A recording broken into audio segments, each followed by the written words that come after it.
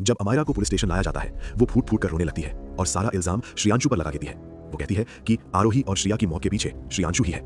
श्रियांशु ये सुनकर सन्न रह जाता है। वो मानने को तैयार नहीं होता कि अमायरा ऐसा कर सकती है।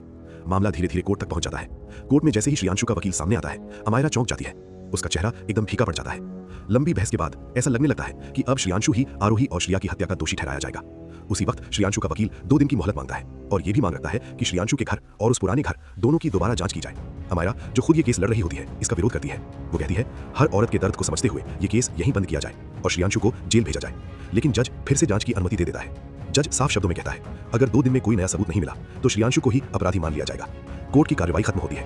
बाहर निकलते समय श्रियांशु वकील से पूछता है, तुम इतने कॉन्फिडेंट कैसे हो कि हमारे घर से सबूत मिलेगा?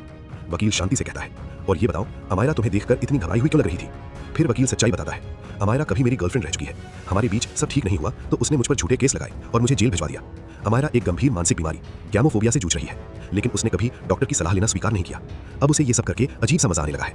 और हाँ, उसे गहनों का बहुत शौक है। इतना कहकर वकील चला जाता है। तभी श्रियांशु को याद आता है हाल ही में अमायरा ने एक नया गहना खरीदा था। जांच में वो गहना श्रिया का ही निकलता है। सबूत सामने आते ही अमायरा टूट जाती है। वो श्रियांशु से रो रो कर माफी मांगती है, मैं ऐसा फिर कभी नहीं करूंगी। लेकिन अब देर हो चुकी होती है। पुलिस अमायरा को जेल ले जाती है। उसे आजीवन कारावास की सजा सुनाई जाती है। उसी रात श्रियांशु सोने जाने ही वाला होता है कि उसे कुछ आवाजें सुनाई देती हैं। वो बाहर निकलता है और देखता है आरोही और श्रिया सामने खड़ी हैं। उनके चेहरे पर सुकून है। वे मुस्कुराकर श्रियांशु को बाय करती हैं और आसमान में धीरे धीरे गायब हो जाती हैं। श्रियांशु की आंखों में हल्की सी नमी और चेहरे पर एक सुकून भरी मुस्कान होती है। वो मन ही मन उन्हें विदा करता है।